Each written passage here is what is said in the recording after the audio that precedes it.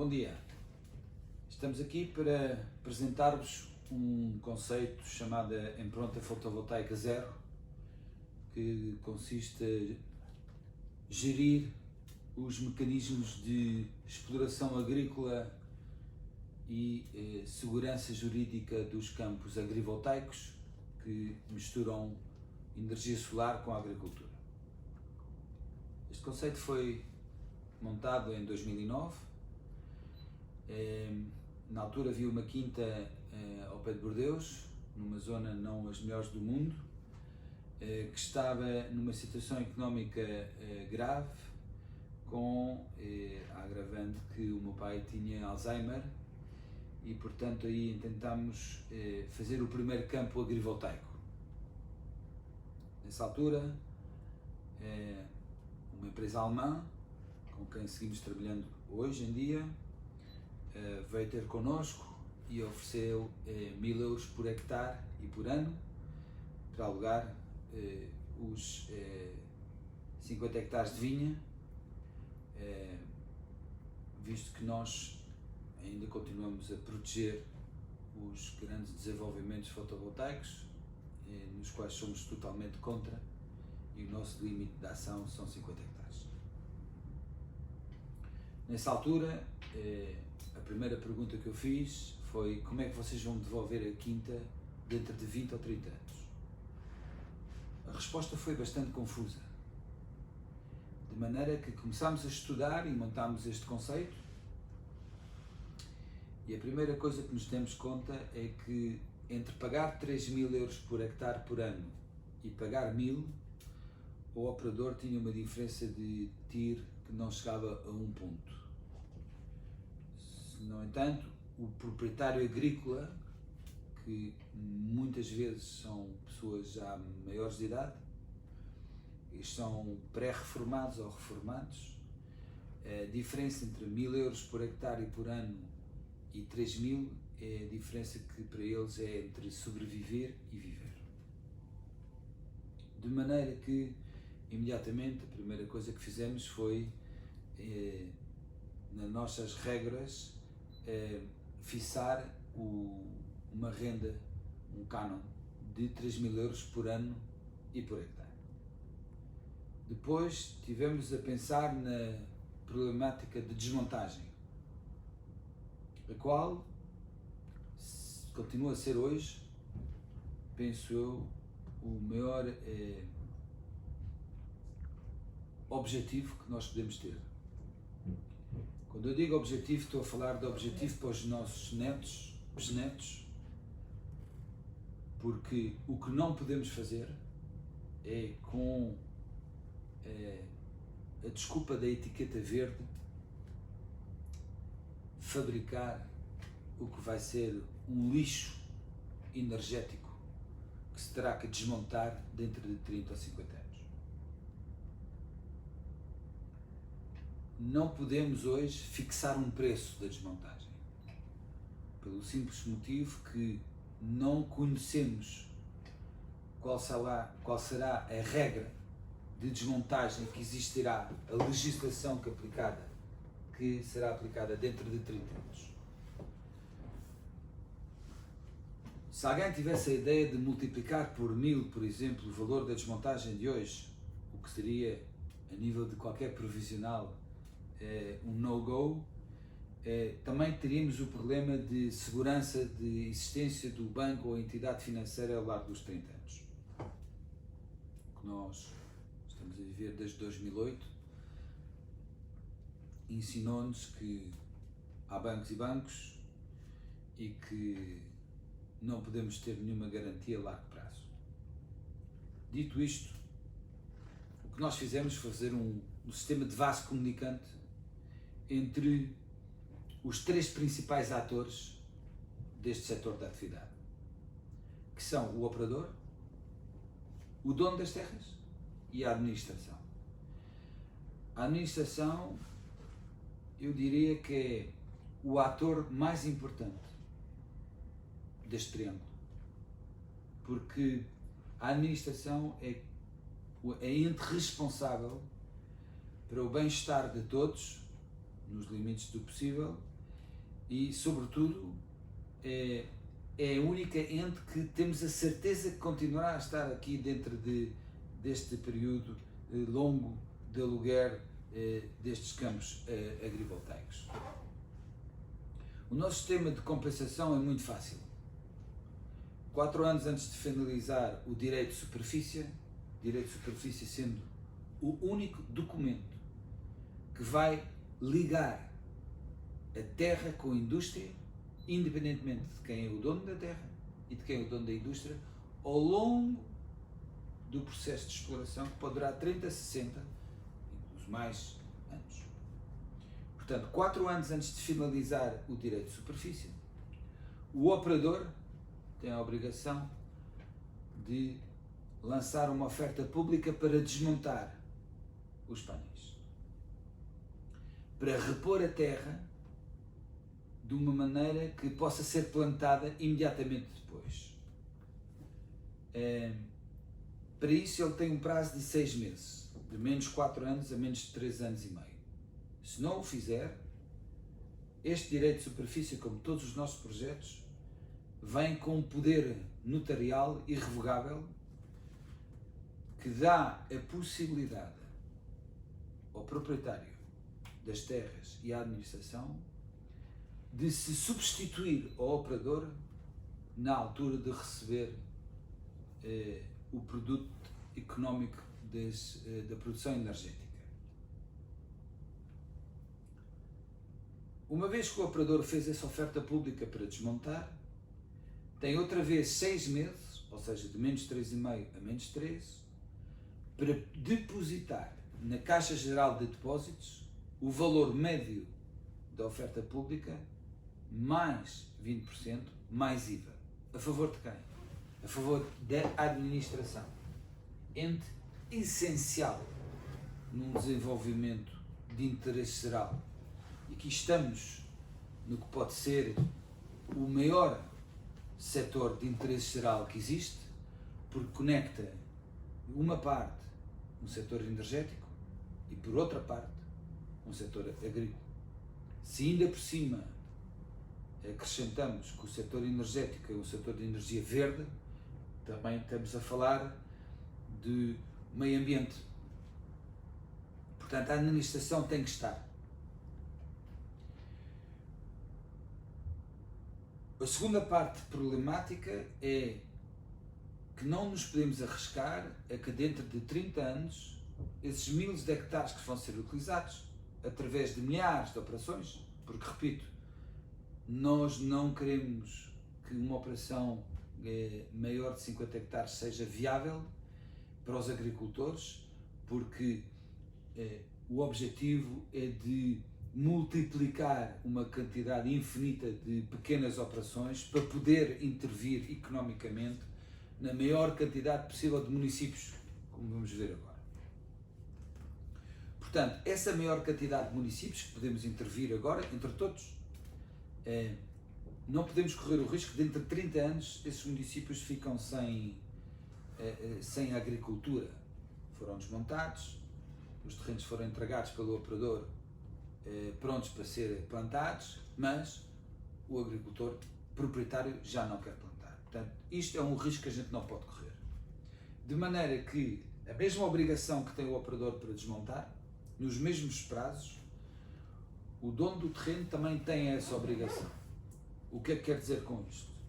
Que 4 anos antes de finalizar o direito de superfície, o agricultor proprietário tem que fazer uma oferta pública para plantar a agricultura do momento na zona. Podemos ter uma variação de clima, como estamos a ter, aliás, e dentro de 60 anos, em vez de plantar vinha, ter que se plantar, a zona esteja plantada por bananas, e de maneira que não podemos correr o risco de modificar a homogeneidade agrícola do momento. De maneira que ele tem que fazer uma oferta pública num prazo de 6 meses e depois tem outra vez 6 meses para depositar na Caixa Geral de Depósitos o valor médio dessa oferta pública, mais 20% mais o IVA. Se não o fizer, tem a mesma penalidade com o operador, quer dizer que não vai poder receber o cânon arrendatício dos últimos 3 anos e meio na primeira fase e nos últimos 3 anos na segunda fase. Com estes 2 pontos, que são essenciais e que foram sempre apoiados pela administração ao longo dos últimos 12 anos, não podemos deixar de pensar que entre agora e a parte da desmontagem, que neste caso está a garantia, há uma exploração que temos que vigiar, há uma exploração que temos que controlar e há uma exploração que a administração tem que poder ter acesso. De maneira que nos nossos direitos de superfície, o operador tem a obrigação de fazer uma auditoria todos os anos. Tem que entregar o resultado da auditoria ao proprietário e à administração pública. Se não o fizer, tem um prazo de 6 meses de carência e no caso que essa auditoria não for resultante ou que não a entregasse num prazo de 6 meses, o operador perde simplesmente e puramente os direitos sobre o campo. Através sempre do mesmo poder notarial irrevogável que se assinou e que se vai passando cada vez que o beneficiário desse direito de superfície muda. Sabemos todos que isto é um produto que se está a tornar um produto financeiro, de maneira que vai passar de mãos várias vezes ao longo da sua existência.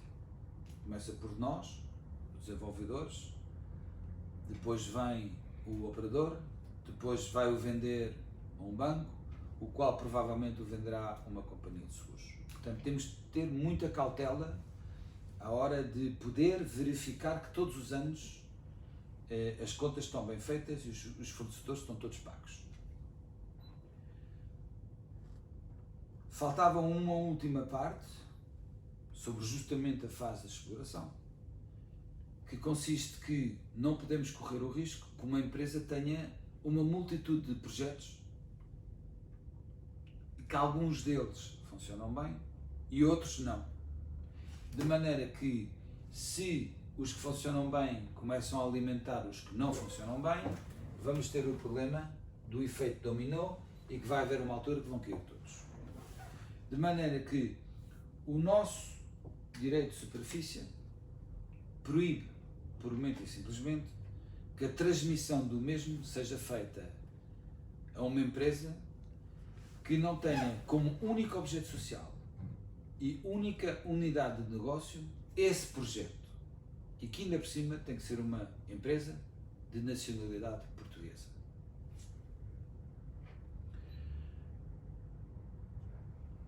Resumindo e concluindo a parte jurídica, conseguimos garantir a desmontagem do que é a parte energética, conseguimos garantir a continuação agrícola, conseguimos garantir a verificação das contas anuais e conseguimos garantir que o direito de superfície não possa ser metido no meio de outras atividades. Quando comecei esta tutoria, falei de agrivoltaico. Agrivoltaico tem a componente do agricultor, que para nós é o ente essencial do desenvolvimento global e duradouro, e que não pode ser utilizado pela indústria para a indústria incrementar o seu negócio, senão que é exatamente ao contrário. É o agricultor que tem que utilizar a indústria para que a indústria permita ao agricultor de sobreviver na sua atividade agrícola, que nos permita a todos ter um consumo de uma agricultura de quilómetro zero e que nos permita a todos ter uma produção energética com o objetivo de ser também de quilómetro zero.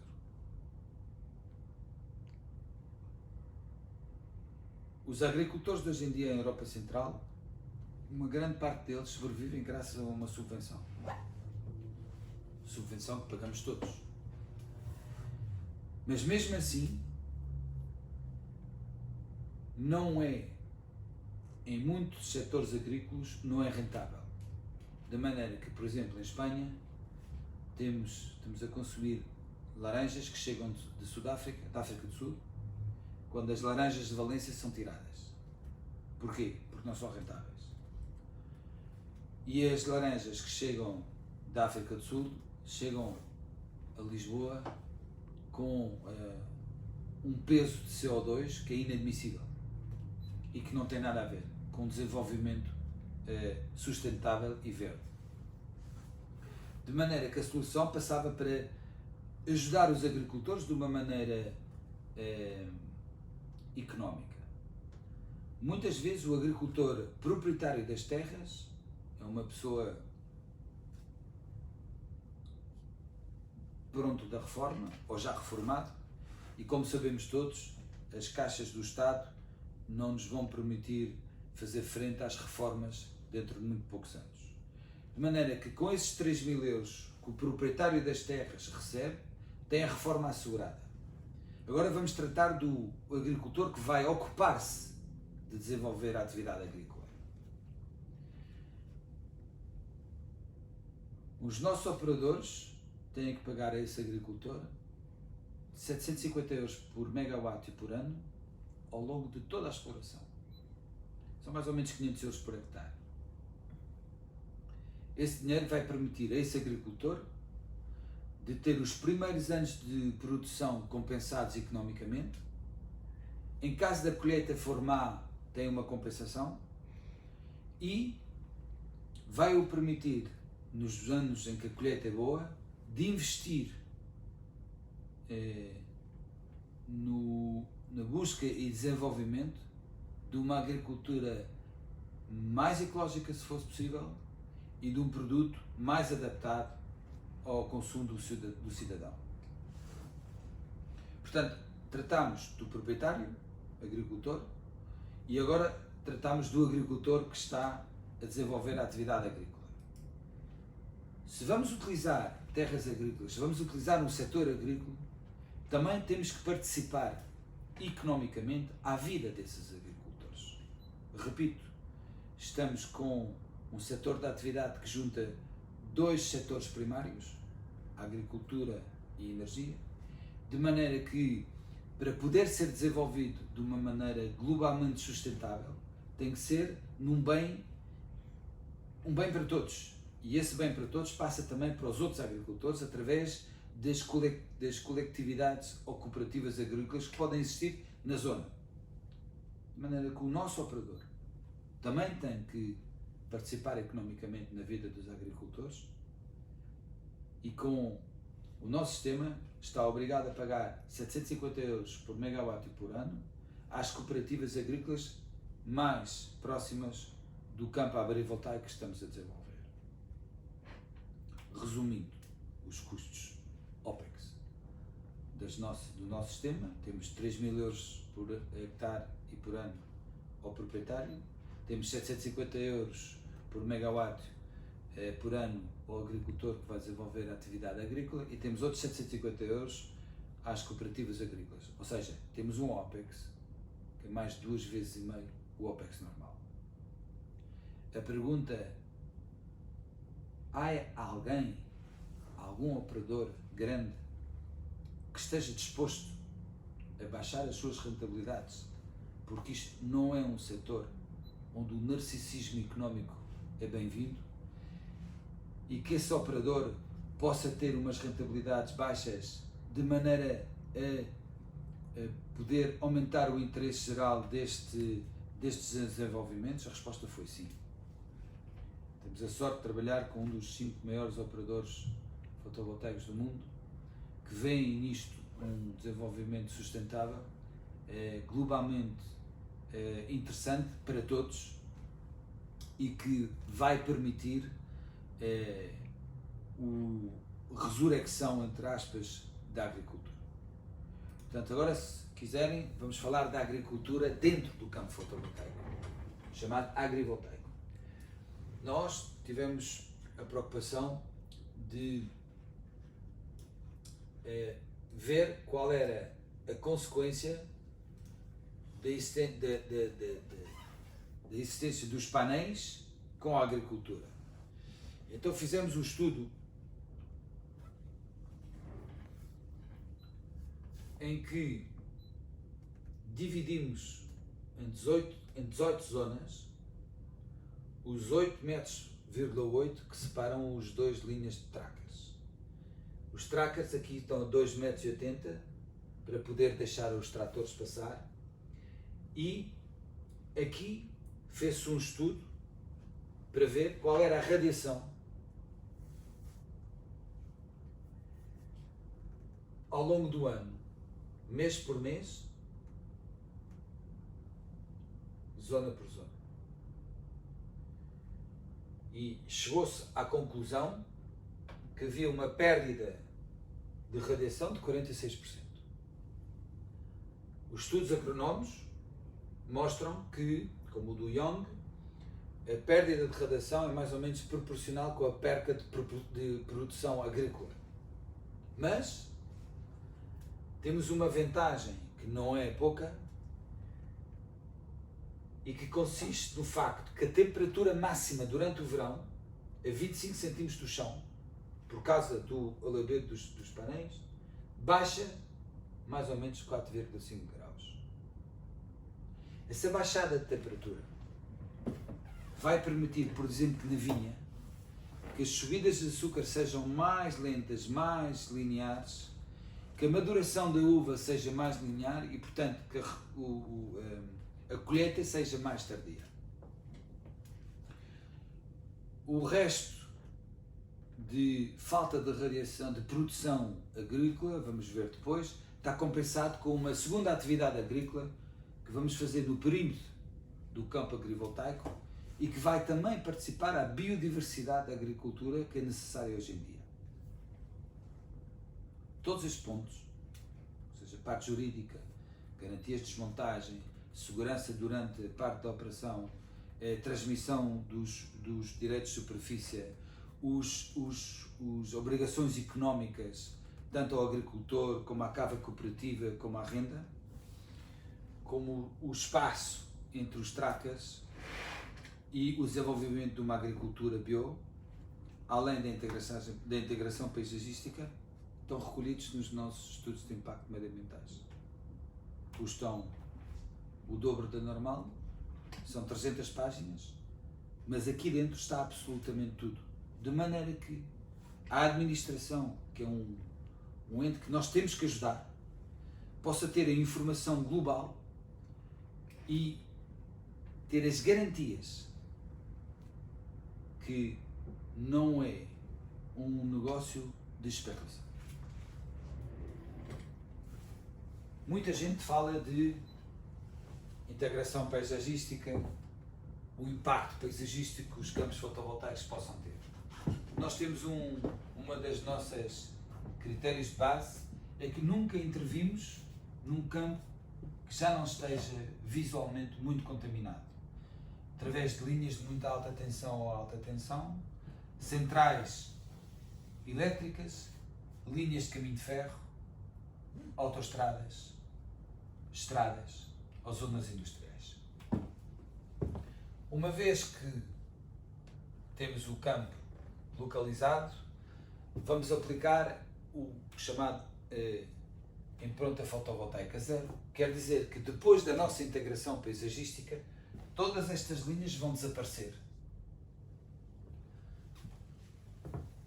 Vamos fazer um primeiro ecrã de árvores a 4,5 metros. Depois vamos pôr as baias de segurança. As barreiras de segurança têm uma planta de frutos encarnados plantada a cada 30 centímetros. Neste caso são moras. Depois temos uma distância de 1,5 metro e vamos plantar uma segunda linha de agricultura suplementar com árvores de fruta. Aqui são peras.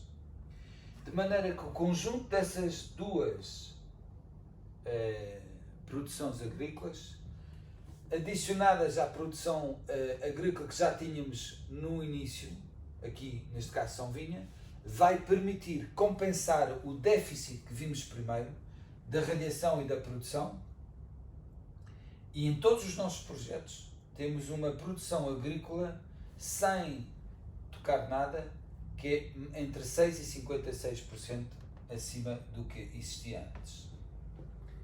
Relativamente à operação desses campos agrivoltaicos, no caso das vinhas, por exemplo, tiramos 2 rangos de vinha de cada 5 e as máquinas, tratores normais, conseguem continuar a operar nas vinhas ao longo do ano inteiro, sem que tenhamos que tocar na inclinação dos painéis. Salvo na altura da colheita, quando entra a máquina de vindimar, então aí temos que pôr os painéis à inversa para a máquina poder passar e aproveitamos esse dia para lavar os painéis.